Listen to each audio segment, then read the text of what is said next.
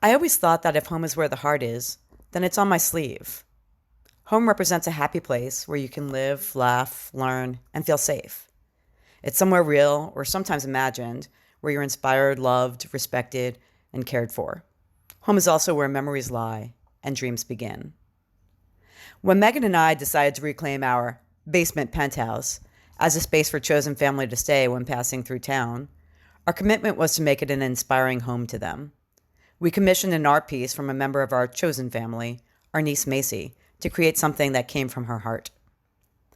I first met Macy through her mom, a dear friend and former coworker. While we couldn't put our finger on it at the time, we instantly knew that we were family.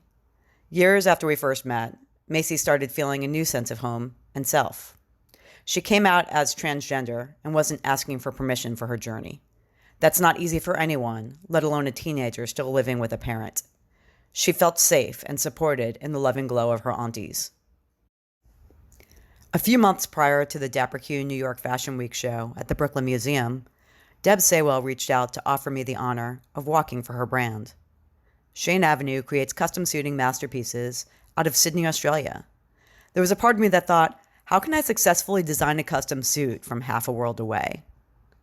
Deb made it so easy to collaborate on my unique vision. Every time I asked her if something was possible, she never told me no.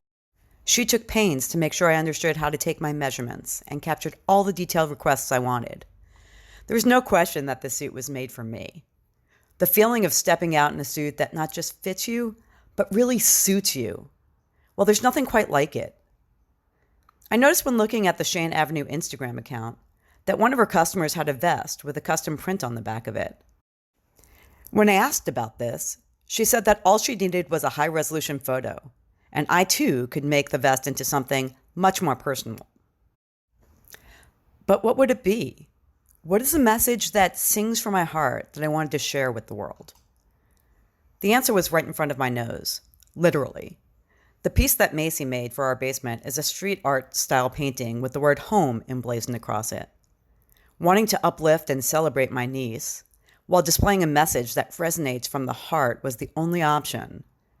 Deb not only printed on the back of the vest, but also tiled it as the lining of the blazer and pants. Thanks to the amazing work and dedication of Anita Dolce-Vita and a brilliant team of volunteers, the Dapper Q New York Fashion Week event at the Brooklyn Museum has been growing in esteem over the last 6 years. While this year's show was covered by NBC News, ABC News, Vanity Fair, and so many other mainstream outlets and many LGBTQ-focused blogs, presses, and magazines, it was Colette who nailed the emotional truth of the day. Today isn't about the style, the fashion, the designers, you. It is about the freedom to be ourselves and to share it with the world. Diversity is critical to an event like this because everybody wants to see themselves represented on the runway, regardless of size, age, able-bodiedness, race, color, gender identity, nationality, sexual orientation, etc. I may not be everybody's cup of tea, but I always hope for the connection with that person in the crowd who sees his, her, themselves, and me for a chance to uplift and to celebrate.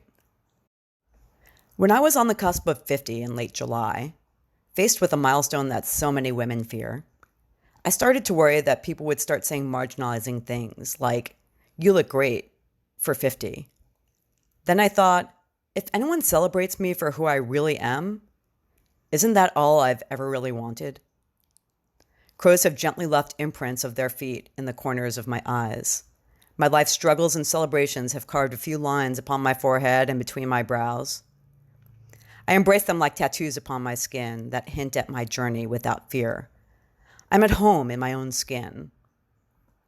Every day I wear clothing that transgresses the rules of fashion and gender. As a visual activist, I seek to engage in an authentic conversation within and outside of the LGBTQ community. Visual activism focuses on social, political, economic, and environmental change, progress, and transformation. When I step outside the home in my gender non-conforming style, I'm aware of the tensions that may provoke. For this reason, I'm always armed with my sharpest weapons: a smile, love in my heart, and a desire to educate when the situation calls for it. My unique style makes me feel at home within myself. I'm aware of my privilege, and I'm not ashamed because I choose to use that privilege to elbow more space at the table for those still struggling. I haven't always possessed this place of privilege. Coming out in the 80s, there weren't a lot of role models. Ellen DeGeneres' famous puppy episode in the show Ellen, where she announced to the airport and the world that she was a lesbian, didn't even air until the late 90s. The conversation around gender and sexual orientation seemed like whispers. Maybe I helped wear a path to make things easier for some of those who came after me. What I do know is that in the past decade or so, Megan and I have become chosen aunties to many young and struggling LGBTQ youth.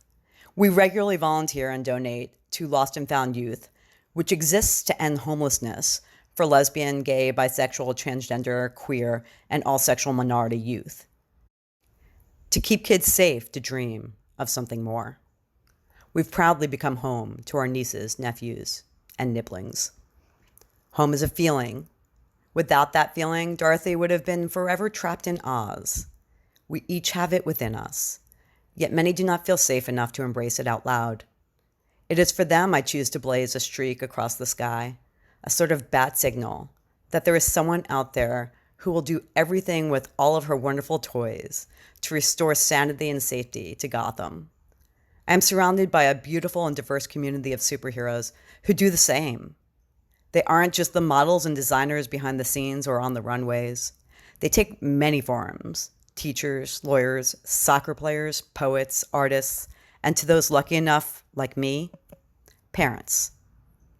Find your home, and when you do, be a home for others.